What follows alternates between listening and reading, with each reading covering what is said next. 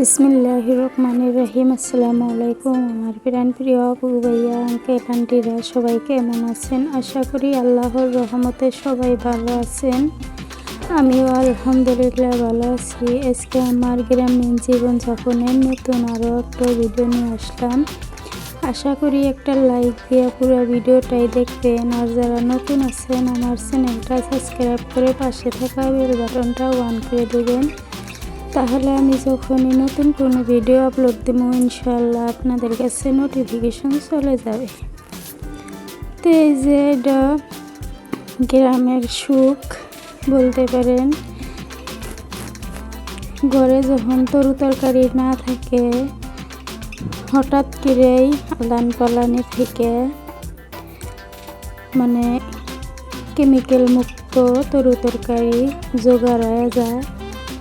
আজকে আমি জংলা কচুর লতি তুলছি। যে দেখলেন আমার যাও আমি আর আমার মামি শাশুড়ি মিলে বাইসা নিলাম। গ্রামের মানুষ এরকমই, একজনের একটা কাম দেখলি আরও দুইজন তিনজন আগে এসে সাথে যোগ দিয়ে হেল্প করে। এই যে আমার লতি বাইসে দিল আর আমি মশলাপাতি শিলপাটাই সব বেটে নিলাম। যেহেতু আমি একলা ভিডিও বানাইতেছি, তাই আমি আর বাটাবাটি আপনাদের সাথে শেয়ার করে বললাম না। আমি মশলা শিলবাটাই বেটে নিয়ে তারপরে আপনাদের বাড়ি এসে দুপুরে ভাত খাওয়ার জন্য আমি দুপুরবেলা রাঁধি দিচ্ছি।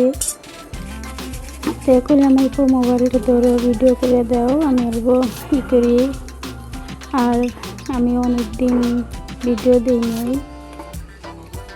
তো এই যে আপনাদের ভাই মোবাইলটা ধরছে, আমি সব কিছু রেডি করে নিচ্ছি। ভারতের জন্য বড় ভাজি বানাবো। বড় যে কেটে নিচ্ছি, কাঁঠালের বিচি কেটে নিচ্ছি, আর কাঁঠালের বিচিগুলো গইসে পরিষ্কার করে নিচ্ছি। তারপরে ইচ্ছা মাছের ফুটকিগুলো আমি শুকনো খোলাত বাইজে নিচ্ছি, যাতে বালু ঠালুগুলো সব বাইরিয়া যায়। তো শুকনো খোলাত বাইজে নিয়ে চালুনের মধ্যে ধুচ্ছি, চালুন দিয়ে জাহাইয়া ফালা তারপরে খুব পরিষ্কার করে দিয়ে নিচ্ছি সুন্দর করে। তো এই যে আমার বড় ভাজি হয়ে গেছে। কড়াইতে তেল পেঁয়াজ দিয়ে শুটকিগুলো ভেজে নিলাম। এই যে বাটা মশলা দিয়ে দিলাম, হলুদের গুঁড়া, সামান্য মরিচের গুঁড়া, লবণ। মশলাটা খুব সুন্দর করে এবার কষায় নিম। এই যে আমার মশলাটা শুটকি দিয়ে কষানো হয়ে গেছে। এবার এই যে কাইটে রাখা বিচিগুলা দিয়ে দিলাম। বিচিগুলা দিয়ে এবার ভালো করে কষায় নিয়ে এবার লতিগুলার ভিতরে দিয়ে দিম। তো আমার প্রিয় আপু ভাইয়া আঙ্কেল আন্টিরা, আপনাদের এই অসহায় বোনটাগুলো সাপোর্ট করবেন, ভালোবেসে ভিডিওটা দেখবেন। আমার কথার মাধ্যমে ভুল পেলে ক্ষমা সুন্দর দৃষ্টিতে দেখবেন। ছোট বোন হিসেবে এবং মেয়ে হিসেবে মাফ করে দিবেন। এই যে আমার তরকারিটা কষানো হয়ে গেছে, এবার বলে পানি দিয়ে দিলাম। আর এই তরকারিটা অনেক মজা হয়েছিল, অনেক স্বাদ হয়েছিল, সত্যি কথা। আর দুপুরবেলা গরম গরম ভাত সাথে এভাবে লতির তরকারি দিয়ে একদম মানে এবছরের কাঁঠালের বিচি দিয়ে নতুন বিচি নতুন লতি দিয়ে তরকারি অনেকটাই সিদ্ধ হয়ে গায়ে লাগছে আর অনেক মজা হয়েছিল।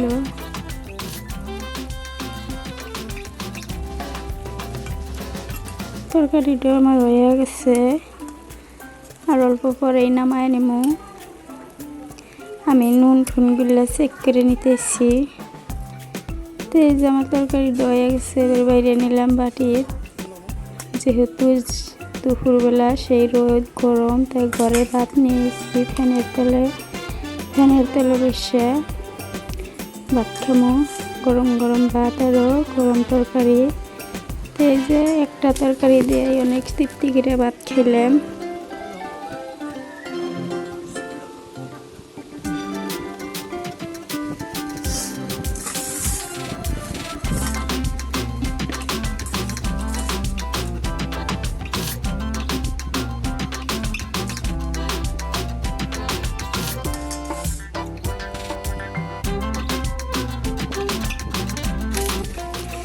তো আজকের ভিডিওটা এই পর্যন্তই। সবাই ভালো থাকেন, সুস্থ থাকেন, আর আপনার ভাইয়ের জন্য দোয়া করেন। আপনাদের জন্য মনে থেকে অনেক অনেক দোয়া করি।